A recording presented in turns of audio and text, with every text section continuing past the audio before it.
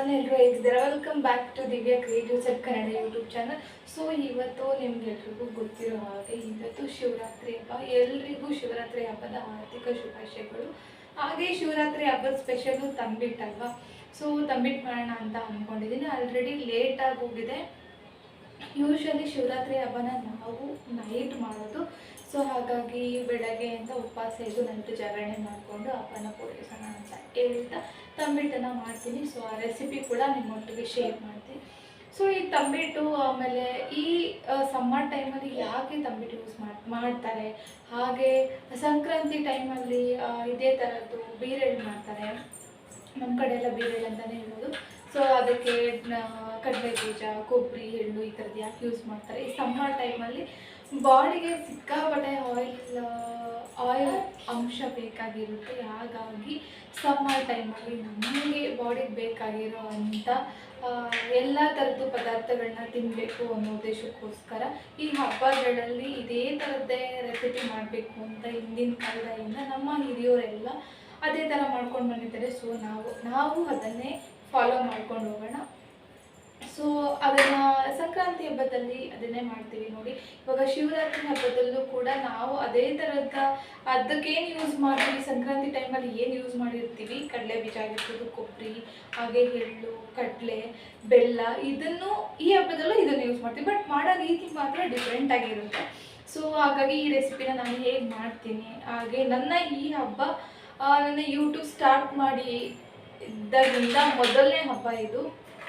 ಹಾಗೆ ಹಿಂದೂಗಳಿಗೆ ತುಂಬಾ ಮುಖ್ಯವಾದಂಥ ಹಬ್ಬ, ನಮ್ಮೆಲ್ಲರಿಗೂ ಕೂಡ ತುಂಬಾ ಇಷ್ಟವಾದಂಥ ಪ್ರೀತಿಯಾದಂಥ ಹಬ್ಬ ಇದು.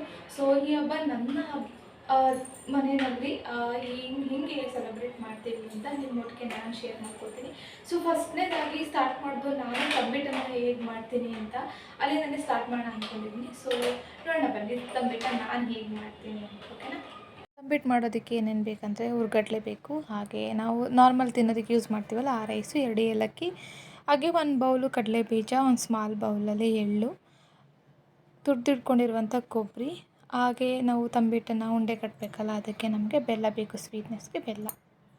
ಸೊ ಮೊದಲನೇದಾಗಿ ಕಡಲೆ ಬೀಜನ ಚೆನ್ನಾಗಿ ಹುರ್ಕೋಬೇಕು, ಹಸಿ ಎಲ್ಲ ಹೋಗೋ ಥರ ಚೆನ್ನಾಗಿ ಹುರ್ಕೊಂಡು ನಂತರ ನಾನು ಒಂದು ಮರಕ್ಕೆ ಹಾಕಿಡ್ತಾಯಿದ್ದೀನಿ. ಸೊ ಮರದಲ್ಲಿ ಹಾಕಿಡೋದ್ರಿಂದ ಬೇಗ ತಣ್ಣಗಾಗುತ್ತೆ, ಹಾಗೆ ಸಿಪ್ಪೆನ ಈಸಿಯಾಗಿ ತೊಗೋಬೋದು. ಸೊ ಅದೇ ಪ್ಯಾನಲ್ಲಿ ನಾನು ಎಳ್ಳು ಕೂಡ ಚೆನ್ನಾಗಿ ಸ್ವಲ್ಪ ಚಟಪಟ ಅನ್ನೋ ಅಷ್ಟು ಬರೋ ಥರ ನಾನು ಹುರ್ಕೋತಿದ್ದೀನಿ. ತುಂಬ ರೋಸ್ಟ್ ಮಾಡ್ಕೋಬಾರ್ದು ಎಳ್ಳನ್ನು, ಇಷ್ಟು ಹುರ್ಕೊಂಡ್ರೆ ಸಾಕಾಗುತ್ತೆ. ಸೊ ನಂತರ ನಾನು ಇದಕ್ಕೇ ನಾನು ಕೊಬ್ಬರಿನ ತುರ್ಕೊಂಡಿದ್ನಲ್ಲ ಅದನ್ನು ಲೈಟಾಗಿ ಫ್ರೈ ಮಾಡ್ಕೋಬೇಕು, 10 ಸೆಕೆಂಡ್ಸ್ ಅಷ್ಟೇ. ಅದೇ ಬಿಸಿನಲ್ಲೇ ಆಲ್ರೆಡಿ ಬಿಸಿ ಆಗೋಗ್ಬಿಡುತ್ತೆ. ಅದನ್ನೆಲ್ಲ ಒಂದು ಮಿಕ್ಸ್ ಮಾಡ್ಕೊಳ್ಳೋದಕ್ಕೆ ಒಂದು ಪಾತ್ರೆ ಹಾಕ್ಕೊತಿದ್ದೀನಲ್ಲ ಅದಕ್ಕೇ ನಾನು ಮಿಕ್ಸ್ ಮಾಡ್ಕೋತೀನಿ. ನಾವು ತಿನ್ನೋದಕ್ಕೆ ಯೂಸ್ ಮಾಡುವಂಥ ರೈಸನ್ನೇ ನಾನು ಇದಕ್ಕೆ ಯೂಸ್ ಮಾಡ್ತಿರೋದು ತಂಬಿಟ್ಟು ಮಾಡೋದಕ್ಕೆ. ಚೆನ್ನಾಗಿ ರೋಸ್ಟ್ ಆಗೋವರೆಗೂ ಚೆನ್ನಾಗಿ ಇದನ್ನು ಹುರ್ಕೋಬೇಕು. ಇದು ಹುರ್ಕೊಂಡ ನಂತರ ನಾನು ಇದನ್ನು ಫೈನ್ ಪೌಡರ್ ಆಗಿ ಮಿಕ್ಸಿಗೆ ಹಾಕ್ಕೋತೀನಿ.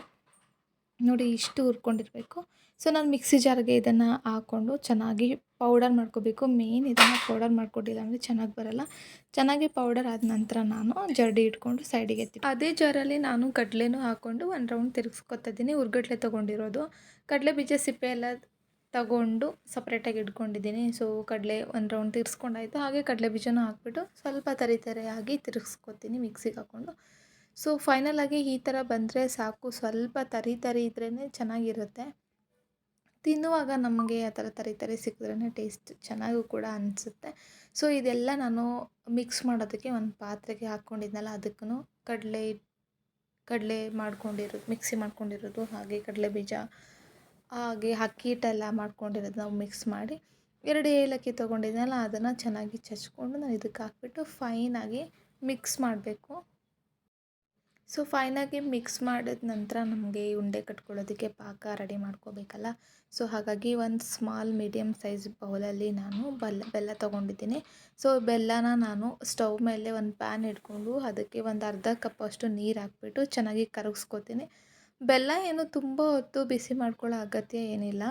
2 to 3 ಮಿನಿಟ್ಸ್ ನಾವು ಚೆನ್ನಾಗಿ ಕುದಿಸ್ಕೊಂಡ್ರೆ ಸಾಕು. ಕುದಿಸ್ಕೊಂಡು ಶೋಧಿಸ್ಕೋಬೇಕು. ಸೊ ನಾನು ಅದನ್ನು ಶೋಧಿಸ್ಕೊಂಡು ನಂತರ ನಾನು ಮಿಕ್ಸ್ ಇರುತ್ತಲ್ಲ ಅದೆಲ್ಲ ಮಿಕ್ಸ್ಗೆ ಸ್ವಲ್ಪನೇ ಹಾಕಿ ನಾನು ಚೆನ್ನಾಗಿ ಮಿಕ್ಸ್ ಮಾಡ್ಕೊತಿದ್ದೀನಿ. ಇದನ್ನು ನಾವು ತಂಬಿಟ್ಟನ್ನು ಬಿಸಿ ಇರುವಾಗಲೇ ಕಟ್ಟಬೇಕು. ಸೊ ತಣ್ಣಗಾದ್ಮೇಲೆ ನಮಗೆ ಕಟ್ಟೋದಕ್ಕೆ ಬರಲ್ಲ.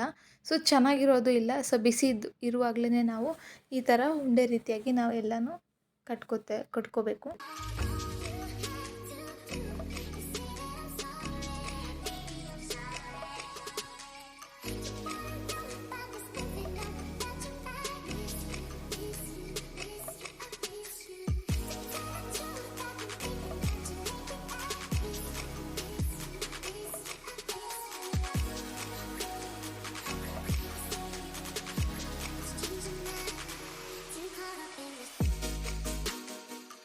ಹಬ್ಬ ಪೂಜೆದೆಲ್ಲ ವಿಡಿಯೋ ಮಾಡಿ ಶೇರ್ ಮಾಡೋಣ ಅಂತ ತುಂಬಾ ಅಂದ್ಕೊಂಡಿದ್ದೆ. ಬಟ್ ಆಗಲಿಲ್ಲ. ಸೊ ಹಾಗಾಗಿ ಇಲ್ಲಿಗೆ ವಿಡಿಯೋನ ಎಂಡ್ ಮಾಡ್ತಾಯಿದ್ದೀನಿ. ಸೊ ಯಾರೆಲ್ಲ ವಿಡಿಯೋ ನೋಡ್ತಿದ್ದಾರೆ ಎಲ್ರಿಗೂ ಶಿವರಾತ್ರಿ ಹಬ್ಬದ ಹಾರ್ದಿಕ ಶುಭಾಶಯಗಳು ಅಂತ ಹೇಳ್ತಾ ಇವತ್ತಿನ ಈ ವಿಡಿಯೋನ ಎಂಡ್ ಮಾಡ್ತಾಯಿದ್ದೀನಿ. ನನ್ನ ತಂಬಿಟ್ಟು ಕೂಡ ರೆಡಿ ಆಯಿತು. ಹಬ್ಬ ಕೂಡ ಮುಗೀತು. ಸಾರಿ ತುಂಬ ಲೇಟಾಗಿ ನಾನು ವಿಡಿಯೋ ಅಪ್ಲೋಡ್ ಮಾಡ್ತೀನಿ. ಪ್ಲೀಸ್ ಸಬ್ಸ್ಕ್ರೈಬ್ ಮಾಡಿ, ಸಪೋರ್ಟ್ ಮಾಡಿ, ಶೇರ್ ಮಾಡಿ, ಕಮೆಂಟ್ಸ್ ಮಾಡಿ. Thank you.